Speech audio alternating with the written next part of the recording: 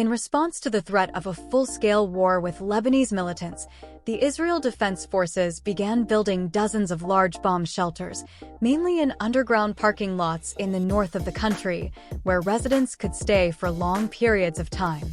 The Israel Defense Forces (IDF) has purchased an additional 80,000 food kits to be distributed to the population during the war, indicating the seriousness of the threat.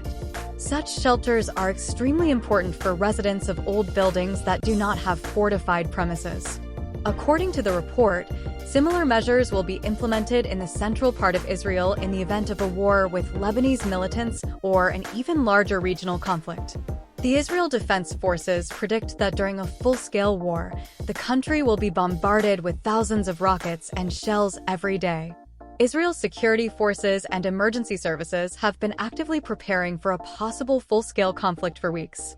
The Israel Defense Forces have deployed additional troops in the north and stepped up training, while the government is preparing hospitals to provide complex wartime medical operations and handle large numbers of wounded.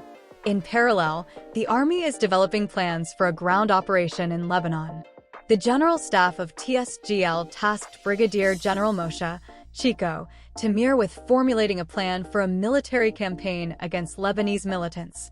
Tamir already had experience in planning TSAL incursions into Gaza. He brings invaluable experience and insight gained while serving as Deputy Chief of the Northern Command. Meanwhile, the head of the Northern Command, Ori Gordon, is actively engaging with local security officers in the north to discuss preparations for a possible war. During a recent meeting, he focused on TSAGL's ongoing measures to increase readiness for a possible attack on Lebanon. Last week, TSAGL conducted an exercise on establishing air and land supply lines to Lebanon.